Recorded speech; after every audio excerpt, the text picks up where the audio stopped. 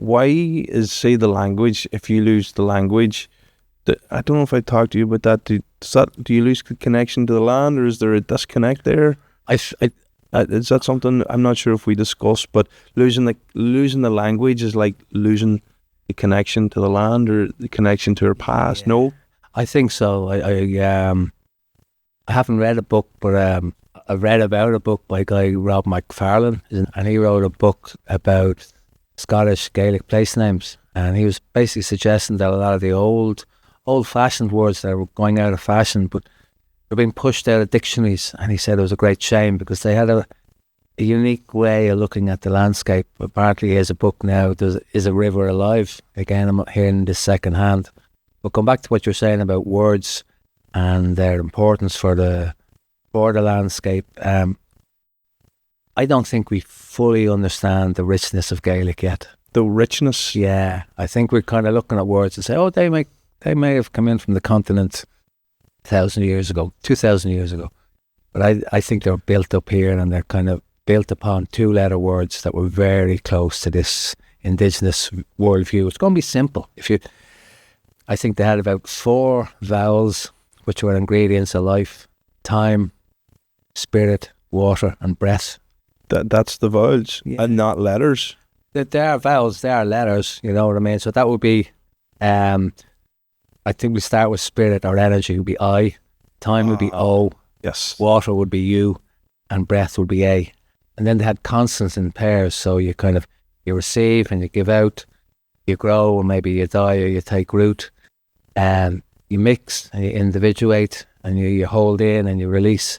Very kind of simple, how does the life work?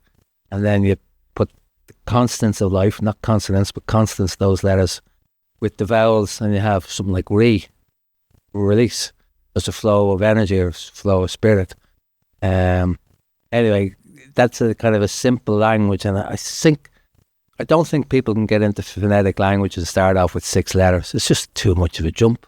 You know, in primary school, in play school, or what we say, baby infants, you don't teach 4-year-olds the 6-letter word.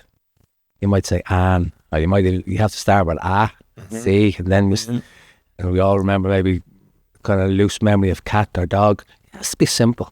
And I think society and linguistically it had to be simple, and we added together. Maybe we lost something in that richness. But come back to words again.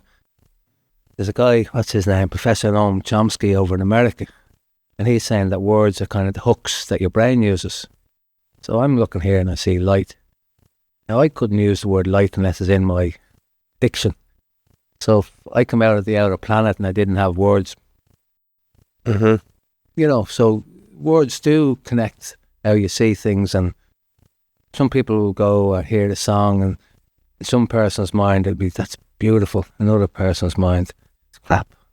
You know, and it's the words. Obviously the feelings there, but you have to drag down words. So in terms of the landscape, how we see the landscape is, words are very close to that. Obviously education, and if your mom or dad or your granny told you spider's nice, let's have a look at the spider, and have a look at the web and see the eggs, that's cool. And then your granddad or someone at school or a teacher says, stand it and wipe it away.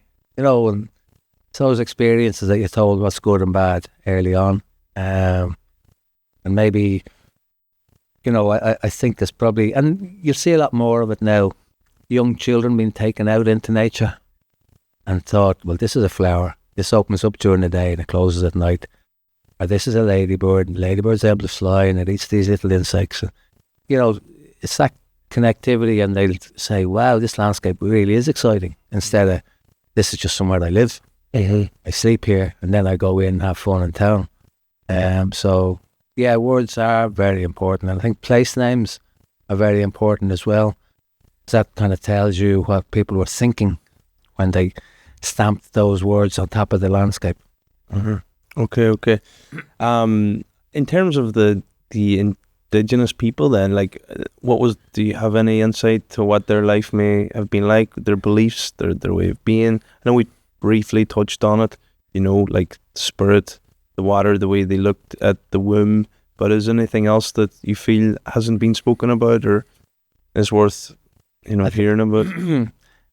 I don't really know enough about it. I looked at some people. There's an archaeologist, Maria Gambutis, and she has done huge studies on kind of the old Neolithic, Mesolithic ideas in Europe, and there's no paperwork there, so there's no tape recorders. You're guessing what their point of view was. The lifestyle would have been simpler. She was suggesting it was much richer. There's no signs of kind of defense or weaponry. If they met people, they'd have the crack or whatever that might be. It's a very peaceful society. And they places they chose to live were, suitable places to live, but also attractive places to live with nice scenery or aspects. So that sounds very idyllic. But obviously, as the population grew, there's going to be competition over the food in that river or the food in that mountainside or whatever. So things did change, and again, you can lament the simplicity of the past, but things have changed. Our species has grown. There's competition. There's a little bit of pressure, like who owns that field, who owns that river. There's more fish in that river, and particularly at times of year when there's a lot of fish going through it. So I think it's hard. It's the Mesolithic people, they would move around. Mesolithic would be people that wouldn't necessarily be fixed in a place. Okay. They'd travel.